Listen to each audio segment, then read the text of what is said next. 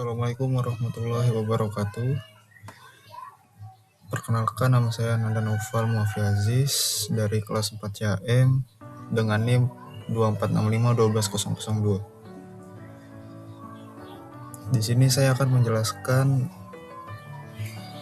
alur tentang PKA akuntansi biaya. Yang pertama ada jurnal pembelian.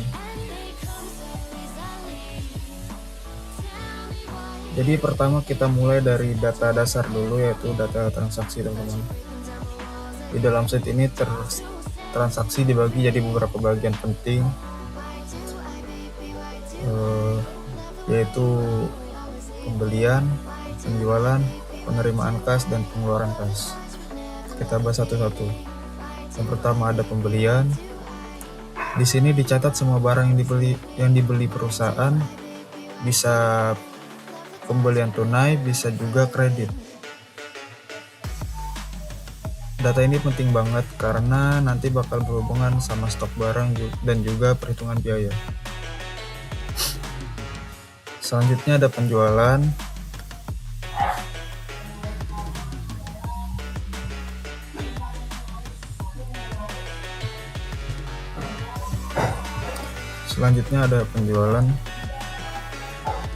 Ini bagian dimana semua transaksi penjualan ke pelanggan dicatat.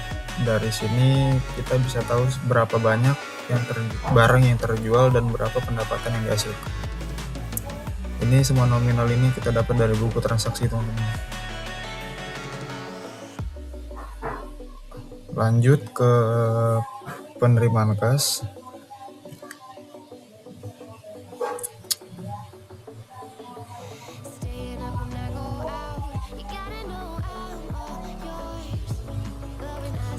Di sini isinya semua uang yang masuk ke perusahaan, misalnya dari penjualan tunai atau dari pelanggan yang bayar utang. Jadi semua pemasukan dicatat di sini biar jelas alurnya.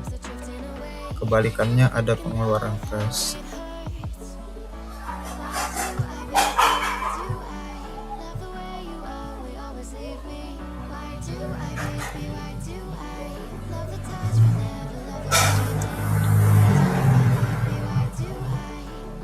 Ini mencatat semua uang yang keluar, seperti bayar pembelian, biaya operasional, atau kebutuhan lainnya.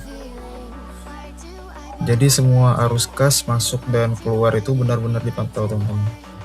Setelah semua transaksi dicatat, kita masuk ke tahap berikutnya, yaitu pengolahan data, teman-teman. Di sini kita mulai hitung yang namanya harga pokok penjualan atau HPP. Jadi kita hitung berapa sih sebenarnya biaya yang dikeluarkan untuk barang yang dijual. Biasanya dihitung dari persediaan awal ditambah pembelian lalu dikurangi persediaan akhir. Setelah itu semua data tadi dipindahkan ke buku besar, teman-teman.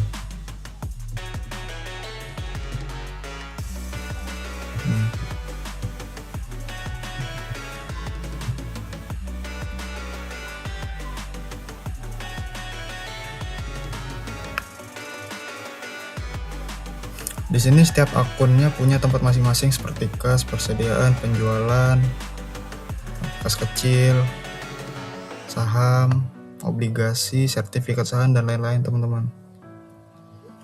Tujuannya supaya kita bisa lihat saldo tiap akun dengan jelas.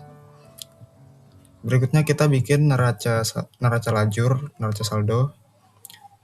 Semacam pengecekan awal apakah jumlah debit dan kredit sudah seimbang atau belum. Kalau belum balance berarti ada yang salah dan harus dicek lagi, teman-teman.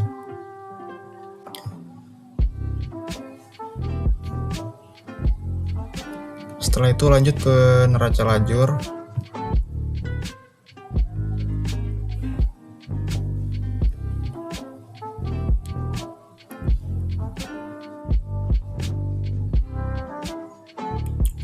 Di sini mulai ada penyesuaian, misalnya ada biaya yang belum dicatat atau pendapatan yang masih harus dihitung. Semua disesuaikan supaya datanya lebih akurat gitu. Kalau semua sudah rapi, kita masuk ke bagian paling penting, yaitu laporan keuangan. Yang pertama ada laporan laba rugi.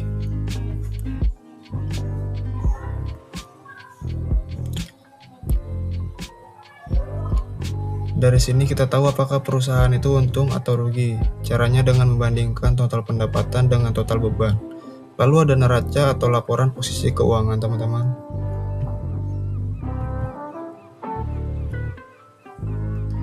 Di dalamnya ada aset kewajiban dan modal. Selain itu ada laporan arus kas yang menjelaskan uang masuk dan keluar secara detail. Jadi kita bisa tahu bagaimana kondisi kas perusahaan. Terakhir ada yang namanya jurnal penutup, teman-teman.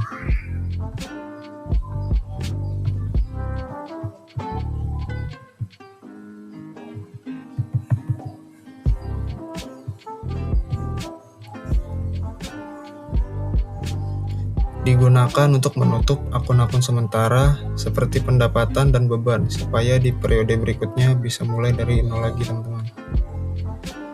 Ya mungkin sekian dari saya, kurang lebihnya mohon maaf. Ya, wassalamualaikum warahmatullahi wabarakatuh.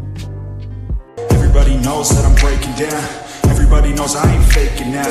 Everybody knows my heart's vacant now. Yeah, she hates me now, I made mistakes but now I don't ever wanna be alone. I don't really ever feel at home. On my own, in the zone, that's the only way I know. Feeling low, about to blow back up.